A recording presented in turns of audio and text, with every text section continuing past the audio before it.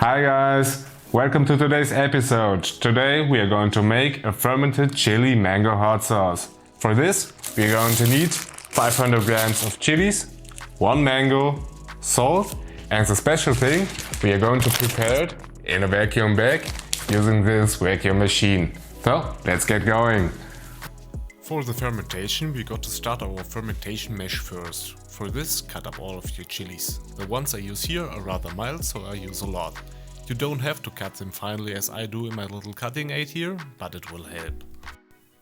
This little gadget does a quick job mashing everything up, and it feels like starting a chainsaw. Love it. Then put your mash in a bowl. All of these tiny bits will start leaking moisture faster, which will create the brine in the end. Then peel and cut a ripe mango into cubes. I left this mango in the fruit tray near to some apples for a whole week to sweeten up. Hard to find good quality mangoes here in Germany. Try to cut the fruit alongside the stone to maximize the yield. Unfortunately, this is the most unstable way to hold down a mango, but you get that working. The fruit fresh left on the stone is a nice snack, by the way. Yummy! And all that's left is to cut everything into bite-sized chunks. Don't make the cubes too big, since it's way harder to mix it later. When done, transfer the mango bits into the mashed up chilies and dunk everything into the vacuum bag.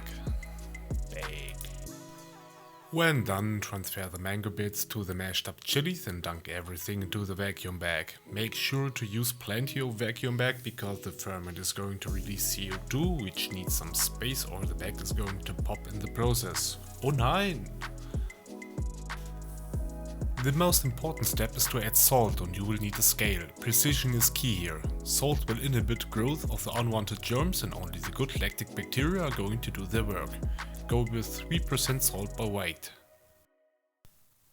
I've got 783 grams and a quick check on the calculator reveals we need 21.6 grams of salt.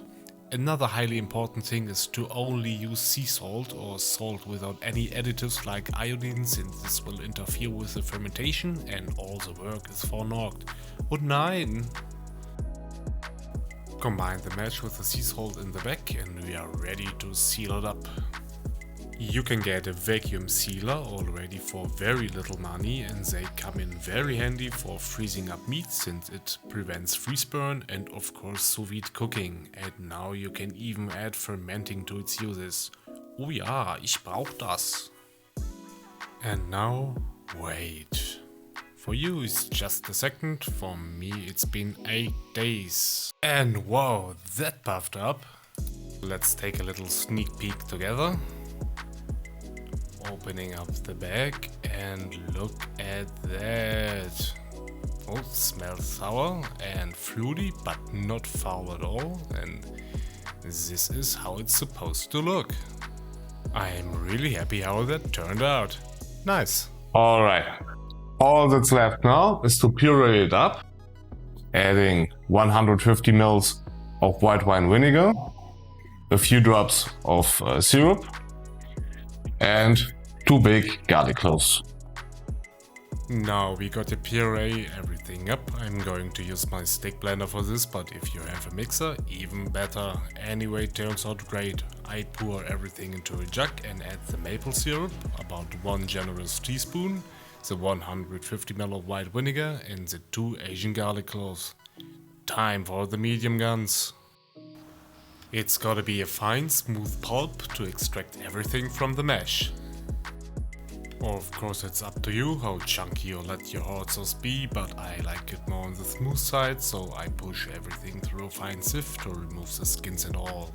Let's take the last chance before bottling to adjust the sauce by tasting.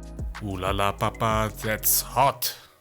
I want some additional sweetness and some more acidity to cut through the spiciness, so I'm adding accordingly. Take small steps to adjust the sauce to your liking. And all that's left is to fill the hot sauce into a nice little bottle, and with that we are done. Achievement unlocked. Hot sauce maker level 2. I'm very happy how this experiment turned out, and I'm going to make another hot sauce with some habanero in the future. Hope you had fun and give it a try. Tschüss!